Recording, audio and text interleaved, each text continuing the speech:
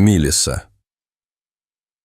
Милли Джеймс, умная и любящая молодая девушка, была особенно привязана к своей кошке Луне. Луна была ориентальной короткошерстной кошкой с гладкой шерстью, миндалевидными глазами и характером, который мог скрасить самые мрачные дни. Для Милли она была не просто домашним животным, она была членом семьи, постоянным спутником, который был рядом с ней во время всех жизненных взлетов и падений. Однажды, холодным вечером, Милли выпустила Луны на улицу, решив, что та может подышать свежим воздухом. Но прежде чем мы начнем, нажмите кнопку «Мне нравится», подпишитесь и нажмите на колокольчик уведомлений, чтобы не пропустить наши новые истории. Это было то, что она делала бесчисленное количество раз раньше, не задумываясь. Однако на этот раз все было по-другому. Завернувшись в уютное одеяло, Милли услышала слабый звук, от которого ее сердце учащенно забилось.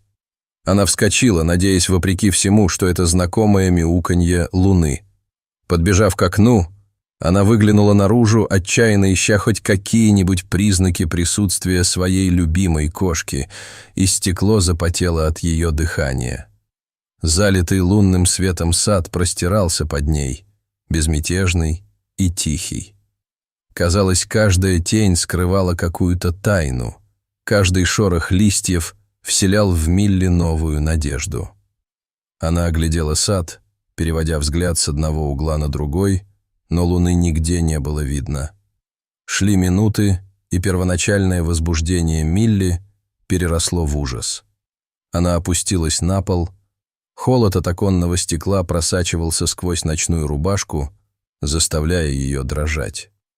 Было ли это только ее воображением?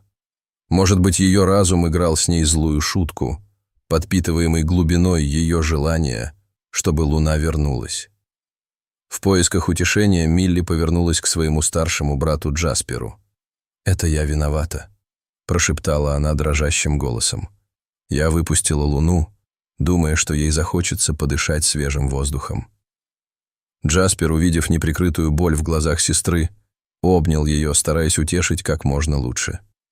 Связь между братьями и сестрами была крепкой, и в тот момент они молча поклялись найти Луну, чего бы это им не стоило. Когда первые лучи рассвета окрасили небо в золотистые и оранжевые тона, Милли и Джаспер поспешили в местный парк. Пришло время собрать своих друзей, чтобы объяснить исчезновение Луны и заручиться любой возможной помощью. Собралась небольшая толпа, на лицах которой было написано беспокойство, когда Милли рассказывала о событиях прошлой ночи. Каждое слово было наполнено надеждой и отчаянием, мольбой о поддержке. Джаспер добавил подробности, подчеркнув, как много Луна значила для их семьи. Пока друзья внимательно слушали, один из них, Адам, неловко переминался с ноги на ногу в отдалении от группы. Его лицо было бледным, а движения неуверенными. После минутного молчания он прочистил горло и шагнул вперед. «Вчера вечером я забрал Луну», — признался он, понизив голос почти до шепота. «Я хотел показать ее своей младшей сестре. Милли всегда любила кошек, и я подумал, что ей будет приятно увидеть Луну поближе». Это открытие ошеломило всех, особенно Милли. Адам продолжил с сожалением в голосе. «Я положил ее в сумку, думая, что она будет в безопасности, но она испугалась и выскользнула, когда я отвернулся. Я искал несколько часов, но уже стемнело, и я запаниковал». Глаза Милли наполнились слезами, когда она слушала, а на сердце у нее было тяжело от смеси гнева, печали и предательства. «Как ты мог, Адам?» — спросила она срывающимся голосом. «Луна — не игрушка, которой можно хвастаться». Несмотря на свою боль, решимость Милли была очевидна. Она знала, что злость не вернет Луну. «Нам нужно найти ее», — сказала она, обращаясь к группе. «Она больше, чем просто домашнее животное. Она член семьи. Пожалуйста, давайте искать вместе». Тронутые словами Милли, друзья разошлись, решив вернуть Луну домой. Весть о пропавшем коте распространилась быстро, и к середине утра сообщество собрало вместе, объединенное своей миссией. Соседи всех возрастов присоединились к поискам, сделав все возможное. Машины останавливались, двери открывались, и вскоре местный парк превратился во временную штаб-квартиру, где кипела жизнь. Тони и Эми Джеймс, родители Милли и Джаспера, взяли на себя организацию поисковых работ. Эми достала карту окрестностей, тщательно отмечая районы, которые уже были проверены, в то время как Тони раздавал листовки с фотографией Луны.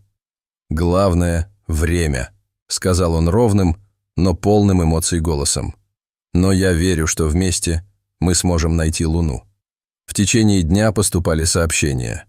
Миссис Скотт с Элм-стрит показалось, что она видела, как кошка пробежала по ее заднему двору.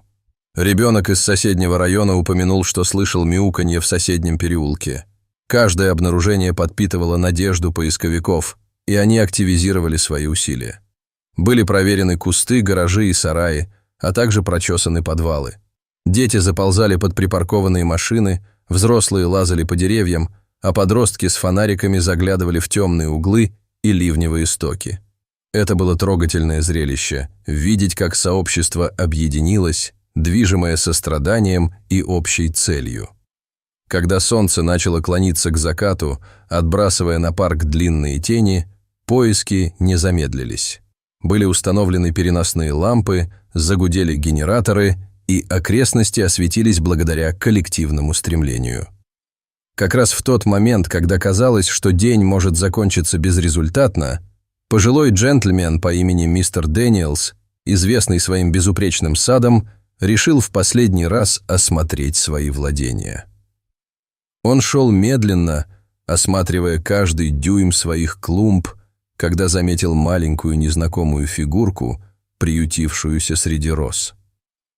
Кошачьи глаза блеснули в ярком свете, и мистер Дэниелс сразу узнал Луну по листовкам. Он крикнул «Сюда!», махая рукой находившимся поблизости искателям. Через несколько мгновений слух об этом распространился, и к его саду собралась толпа, сердца которых трепетали от надежды.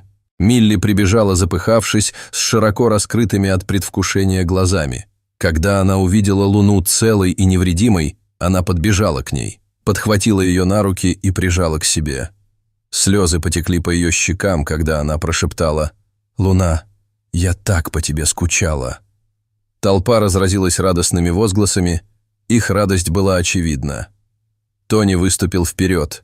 Его голос прерывался от волнения, когда он поблагодарил всех, особенно мистера Дэниелса. «Мы не можем выразить всей благодарности», — сказал он, и на его глазах заблестели слезы благодарности. Вечер закончился на теплой ноте объятий, улыбок и обновленного чувства общности. Джеймсы вернулись домой вместе с Луной, испытывая облегчение и радость от того, что она вернулась на свое место. Однако вскоре Милли заметила кое-что странное в поведении Луны. Каждый вечер, по мере того, как небо темнело, Луна становилась все более встревоженной. Она вздрагивала при виде теней, ее глаза нервно метались по комнате, как будто она боялась темноты. Эта перемена обеспокоила Милли, и она поняла, что им нужно разобраться с этим. На следующее утро Джеймсы решили отвезти Луны к ветеринару на осмотр. В ветеринарной клинике Уиллоу-Брука доктор Хокинс, добрый и опытный ветеринар, тщательно осмотрел Луны. Через несколько минут он объяснил, что Луна – это восточная короткошерстная кошка, красивая порода, но они подвержены определенным заболеваниям глаз. Похоже, у нее развилась куриная слепота, из-за которой ей трудно видеть при слабом освещении. Этот диагноз тяжело сказался на семье. Милли вцепилась в переноску Луны, ее голос был едва слышен, когда она спрашивала, «Значит, она боится темноты, потому что ничего не видит?» Доктор Хокинс кивнул, добавив, что это обычное заболевание для этой породы, и с ним можно справиться, внеся некоторые коррективы. Джеймсы были полны решимости сделать свой дом безопасным и комфортным местом для Луны. Они развесили ночники по всему дому, создав хорошо освещенные дорожки, чтобы Луна могла свободно передвигаться, ничего не опасаясь. Появились светоотражающие игрушки, помогающие ей играть. А сад, любимое место Луны, был украшен нежными солнечными огнями, чтобы она по вечерам могла наслаждаться своими приключениями на свежем воздухе. Милли взяла на себя роль главной сиделки Луны. Она часами изучала состояние Луны, изучая все, что могла, о куриной слепоте у кошек. Она вступала в онлайн-сообщество, читала статьи и обращалась за советом к другим владельцам кошек, которые оказывались в похожих ситуациях. Ее любовь к Луне подпитывала ее решимость сделать так, чтобы она была счастлива и в безопасности, несмотря ни на какие трудности. Со временем Луна начала приспосабливаться. Хотя она все еще колебалась, когда свет погас, знакомое сияние ночных огней успокоило ее. Она научилась ориентироваться в мире с помощью своих обостренных чувств, полагаясь на свой острый слух и память, чтобы компенсировать потерю зрения. Джеймсы восхищались ее стойкостью, и их связь с ней только укреплялась. Сообщество тоже извлекло уроки из истории Луны. Они увидели силу объединения и поддержки друг друга в трудную минуту. Исчезновение Луны и последующие поиски выявили лучшее в каждом из нас, напомнив им о важности сопереживания и сострадания. Адам, который чувствовал огромную вину за свою роль в побеге Луны, нашел способ загладить свою вину, работая волонтером в местном приюте для животных и помогая другим потерявшимся домашним животным найти дорогу домой. Жизнь Джеймсов вошла в новое русло. Они праздновали маленькие победы, когда Луна возвращалась к своей любимой подушке, когда Милли открывала новую игру, которая нравилась Луне, и даже те тихие моменты, когда они все сидели вместе, наслаждаясь теплом общества друг друга. История Луны была о жизнестойкости, о том, как она приспосабливалась к переменам, и о неразрывной связи между домашним животным и ее семьей. В конце концов, путешествие Луны было связано не только с преодолением ее состояния, но и с любовью.